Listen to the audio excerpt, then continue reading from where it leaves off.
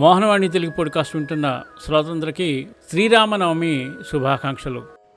ఓం శ్రీ మహాగణాధిపతయే నమః. శ్రీ గురుభ్యో నమః. శ్రీమాత్రే నమః.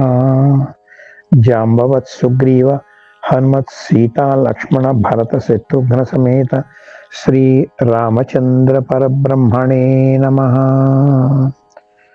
విశుద్ధం పరం సచ్చిదానందరూపం గుణాధారమాధారహీనం వరేణ్యం మహాంతం విభాంతం గుహాంతం గుణాంతం సుఖాంతం స్వయం ధామ రామం ప్రపద్యే. మోహనవాణి ఛానల్ నిర్వాహకులకు శ్రోతలకు శ్రీరామనవమి శుభాకాంక్షలు. ఈరోజు మనం శ్రీరామనామ మహిమ, రామనామ తత్వం శాక్తేయంగా అంటే లలిత సహస్రనామాలు ఉండే రామనామపరంగా లలితాపరంగా మనం చెప్పుకుందాం. ఏనాటి రామాయణం అండి, ఏనాటి రాముడు నేటికి కూడా అజరామరం కదా. ఏ నోట పలికినా ఏ చోట విన్నా కష్టమైన సుఖమైన రామనామే కదండి ప్రతి నోటి నుంచి వచ్చేటువంటిది.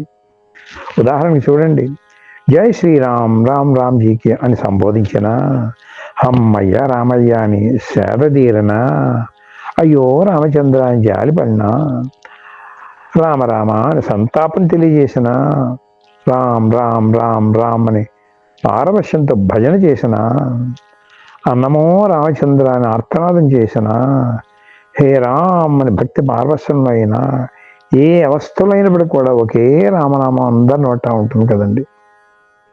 రామాయణం జరిగింది ఇదే వైవస్వత మన్వంతరంలో 24వ మహాయుగంలోని త్రేతాయుగంలో.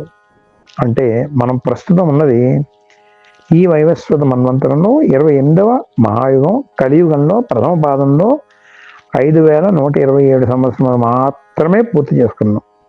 అంటే ఇప్పుడు కలియుగం ప్రమాణం 4,32,000 సంవత్సరములు, దానిలో కేవలము 5,127 సంవత్సరాలు పూర్తయ్యాయి. అంటే ఎన్ని లక్షల సంవత్సరాల క్రితం ఈ రామాయణం జరిగిందో ఊహించుకుంటే ఆశ్చర్యం వేస్తుంది.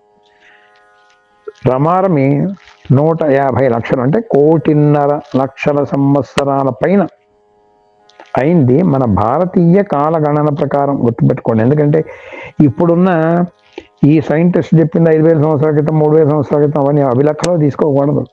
మన ఆర్ష సంప్రదాయం ప్రకారం మన మహర్షులు ఏం చెప్పారో మన కాలగణన ఏమిటంటే దాని ప్రకారం తీసుకుంటే 1,50,00,000 సంవత్సరాల పైన ఈ రాముడు ఈ గడ్డపై అవతరించాడు. రామాయణం భూమిపై జరిగిందనమాట. ఇప్పటికీ కూడా మన సంస్కృతిలో, మన వివాహ వ్యవస్థలో, మన దైనందిన జీవితంలో ఈ రామాయణ ప్రభావం అణువణువున కనబడుతూనే ఉంది కదండి. చూడండి, మంచి పరిపాలన ఇవ్వడానికి ఇస్తే రామరాజ్యం అని నేటికి కూడా మనం చెప్తూనే ఉంటాం కదా. సరే, ఇప్పుడు మనం రామతత్వంలోకి ప్రవేశిద్దాం. శక్తిపరంగా పరిశీలిద్దాం. శాక్తేయంగా తత్వం అంటే ఏమిటి? యథార్థ స్వరూప నిర్ణయం అన్నమాట. అది ఇప్పుడు మనం చూస్తాం.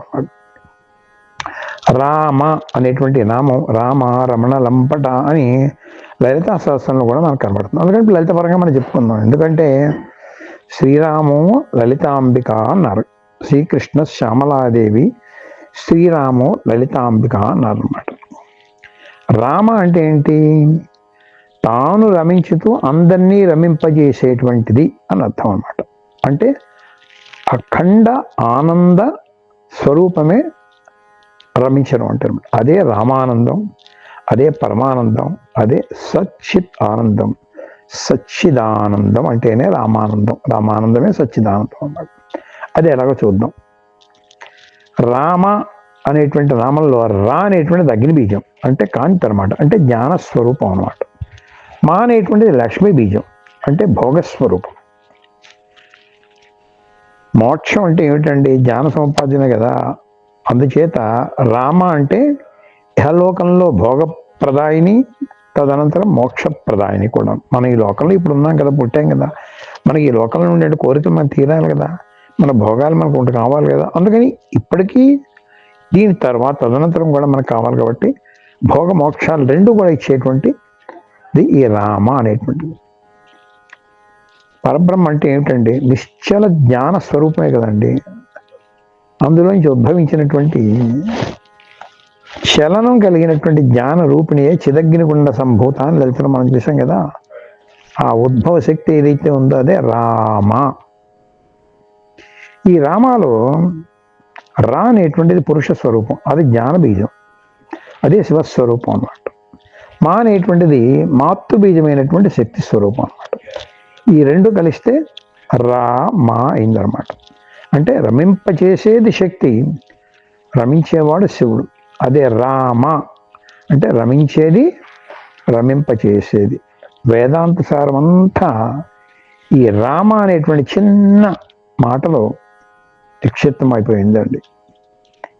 ఈ చిన్న నామం రామ అనేటువంటి నామం ఏ నోట విన్నా అప్రయత్నంగా అతి సులువుగా అందరి చేత కూడా కష్ట సుఖాలను కూడా ఉచ్చరింపబడేటువంటి దివ్యమైనటువంటి తారక మంత్రం అండి.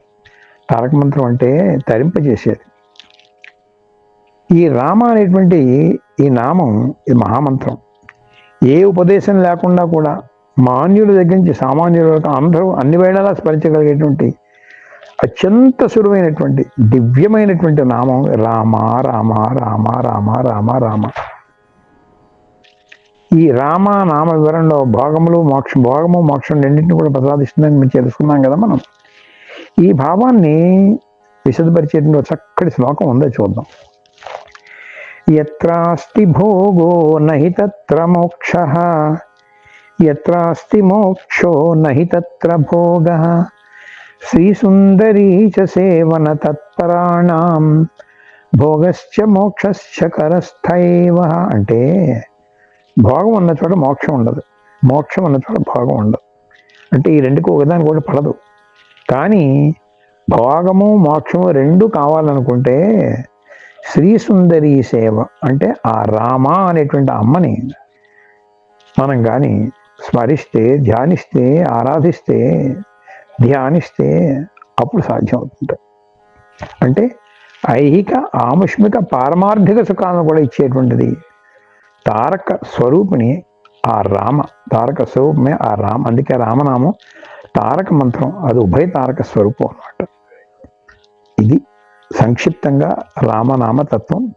శ్రీరామనవమి పూట మనం శుభ్రంగా కాసేపు రామ రామ అనేటువంటి రామనామ స్మరణ చేసుకున్నాం.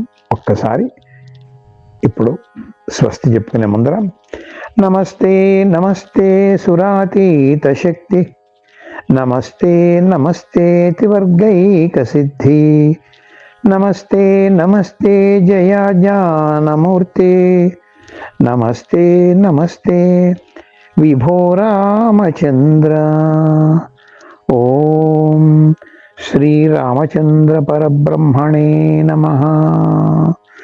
శ్రీమాత్రే నమః. స్వస్తి. మా వీడియో నచ్చితే తప్పకుండా లైక్ చేయండి.